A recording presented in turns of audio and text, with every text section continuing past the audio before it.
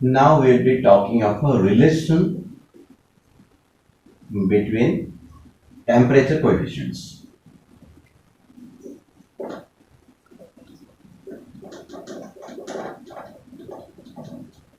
That is, what is alpha, what is beta, what is gamma, we found it already. So between alpha, beta and gamma, what are the relations we are going to find out.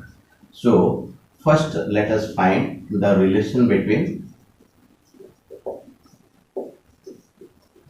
alpha and beta. Okay.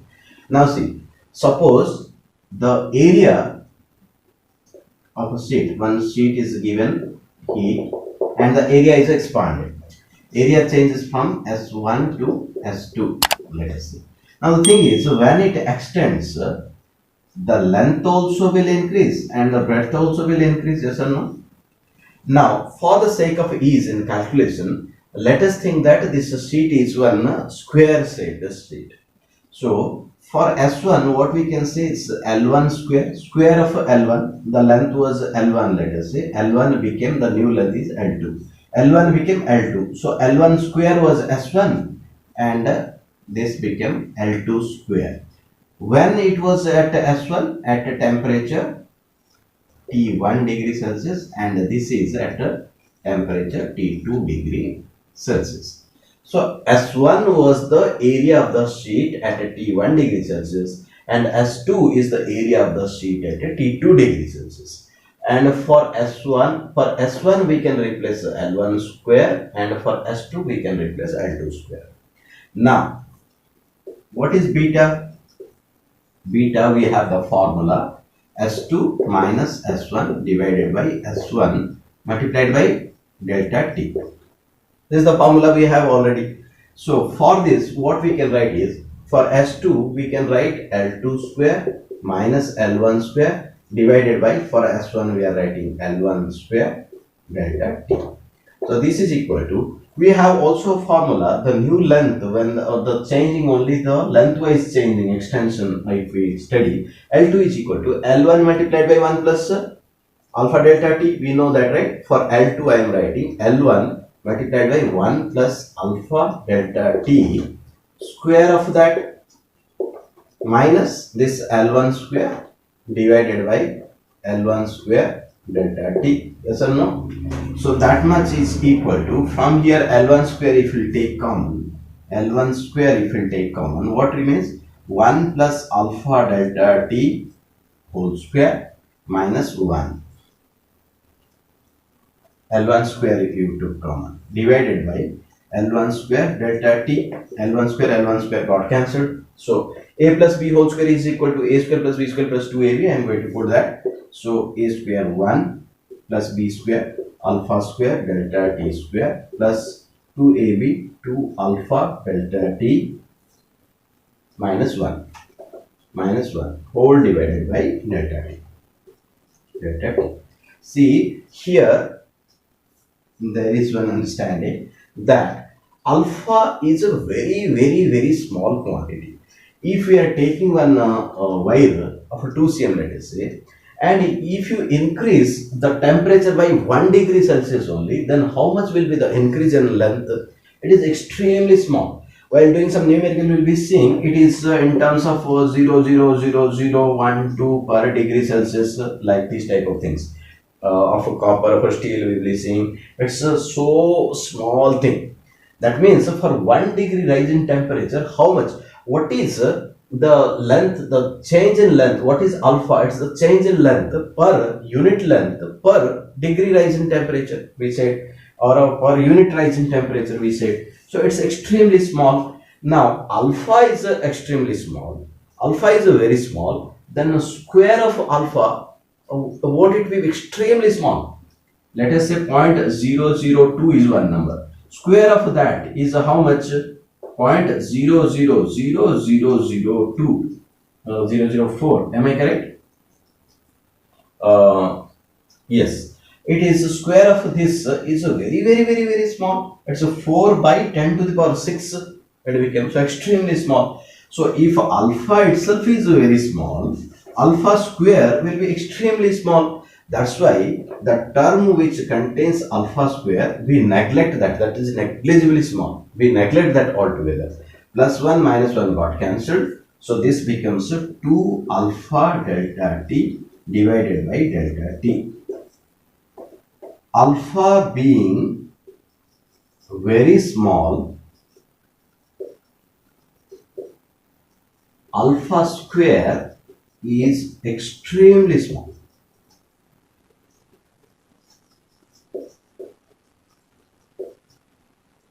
Hence, the term containing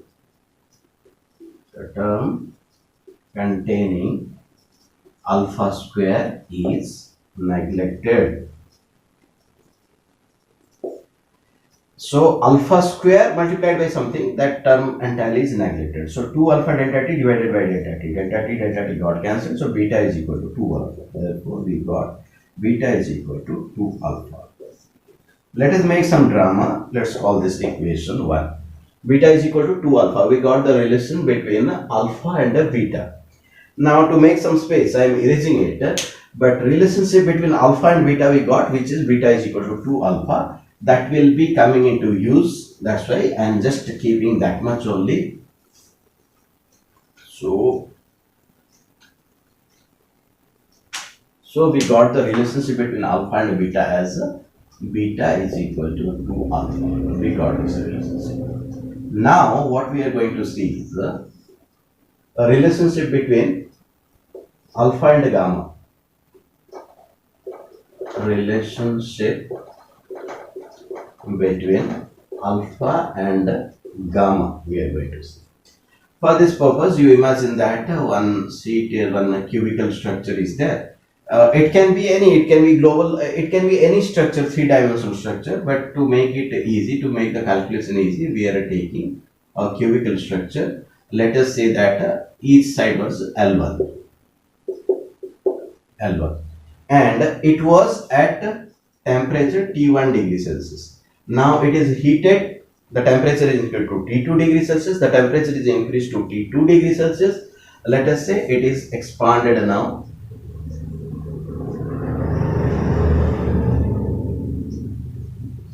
Okay, so L1 is extended to L2. This is L2 now. So L1 multiplied by L1 multiplied by L1, P1 is equal to L1 cube. This was at temperature T1 degree Celsius, that raised to V2, which is equal to L2 cube at temperature T2 degree Celsius. This is the scenario.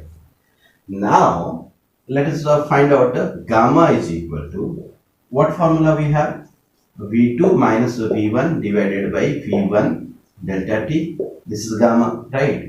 So this is equal to, for V2 what I can write? L2 cube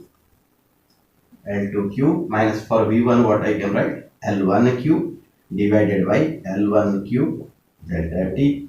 So this is equal to, L2 we have the formula, L2 is equal to L1 into 1 plus alpha delta T. So I am writing L1 multiplied by 1 plus alpha delta T cube of this whole thing. This is L2, right? L2 cube minus L1 cube divided by L1 cube delta T. This is equal to, now see, this is L1 cube we can take common, like what we did last time. 1 plus alpha delta T whole cube minus 1 divided by L1 cube delta T. L1 cube got cancelled, and this is A plus B whole cube formula, you know, A cube plus 3A square B plus 3AB square. So that is equal to, dictate. Okay, you can't dictate. So A is 1, B is alpha delta T. A cube, 1 A cube plus 3 A square, 1 square is 1 alpha delta T. 3A square B plus 3AB square, 1 multiplied by alpha square delta T square. A plus B whole cube is A cube plus 3 A square B plus 3 AB square plus B cube plus alpha cube delta T cube minus 1 whole divided by delta T. Now we are following the same logic, that alpha is a very small number. So square of alpha is extremely small, and a cube of alpha is still smaller than that, right? That's why all the terms containing alpha square and alpha cube, both these terms are neglected, extremely small terms. Plus 1 minus 1 got cancelled. This is equal to, these two terms are cancelled, 3 alpha delta t divided by delta t. So you can write over here, we are neglecting the terms containing alpha square and alpha cube because alpha is a very small quantity. So delta t got cancelled, gamma is equal to 3 alpha. So in note you should write that also to avoid confusion. And as I said you already in the previous part, in the last section, in the description section of the videos, you will get these notes also. But notes you should maintain in your own handwriting only, as I said you. So gamma is equal to 3 alpha. Let's continue the drama. Let's call it equation 1. Equation we got beta is equal to alpha. We called it equation 1. Let's call it equation 2. Now from equation 1 and equation 2, we can relate all these three, right? And we can write in one go. From equation 1 and equation 2, what we can write? See, alpha is equal to beta by 2. Here alpha is equal to gamma by 3. So in one go, what we can write? Alpha is equal to beta by 2 is equal to gamma divided by 3. So this is the relationship between the temperature coefficients. Is it absolutely clear? Now let us discuss two simple examples to clarify the concept whatever we have learned till now. The first question is, a solid occupies 1000 cc at 20 degrees Celsius. Okay, V1 is equal to 1000 cc at temperature T1 is given to be 20 degrees Celsius. Okay, now this temperature is increased to how much? 320 degrees Celsius. T2 became T1 became T2, which is 320 degrees Celsius. And then what happens? The new volume V2 is equal to 1016 cc at temperature T2, which is equal to 320 degrees Celsius. Okay, this much is given. What is the coefficient of a cubical expansion of the solid? Put the formula, get the answer kind of thing. What is the cubical expansion? The coefficient of cubical expansion, gamma is equal to V2 minus V1 divided by V1 delta T. Now everything are given in the question. Gamma you need to find out. V2 is given in the question, 1016 minus V1 is given in the question. V1 you will put, and delta T is equal to T2 minus T1, 320 minus 20, that is 300. Put the formula, get the answer. The answer is coming, gamma is equal to 5.33 into 10 to the minus 5. What will be the unit of gamma? What is the unit of gamma? See, volume minus volume is a volume divided by another volume. Volume got cancelled, only per temperature difference remained. Temperature difference is in degree Celsius. So some number per degree Celsius will be the unit of gamma. So whatever answer, you can get it very nicely. And the next part of the question is also calculate the linear and aerial expansion of the solids. Now you know the formula. The relationship between alpha, linear expansion, is equal to coefficient of superficial expansion divided by 2 is equal to coefficient of cubical expansion divided by 3. You know the relationship between them. Now from this formula you got the value of a gamma, that divided by 3 if you do, you will get alpha, and that multiplied by 2 if you do, you will get a beta. So it's very simple. Put the formula, get the answer. Second question also is very simple, however you have to understand it first. The question asks, what must be the space left between two rails uh, 15 meter long so as to allow for expansion up to 40 degrees Celsius, assuming that the rails are laid at 15 degrees Celsius. Coefficient of linear expansion of a steel is given. That means the rails are made up of a steel. So first you understand. If you understand it already, it's nice. But how are rails? Have you observed very closely the rail tracks? if you'll see very closely, it will be made of rails like this. There will be some gaps, and these parts, these are made of steel, are called rails. Okay, so rails will be laid like this, and this entire thing is called a rail track on which the train runs, right? So it is saying that each rail is 15-meter long. 15-meter long. Now it is saying what must be the space left between two rails. What will be the space left between two rails? That gap is equal to how much is the question, so that the expansion is allowed up to 40 degrees Celsius. Assuming that the rails are laid at 15 degrees Celsius. That means in the winter this construction work is going. In winter it's 15 degrees Celsius. This construction work is going, and it is assumed that in summer days it is going up to 40 degrees Celsius, let us say. So when it goes to 40 degrees Celsius, this is made up of metal, steel, so it will expand. So when it expands, if no gap is provided for that, this will expand, and the rail will be, it will be derailed. So the accident will be caused because of that.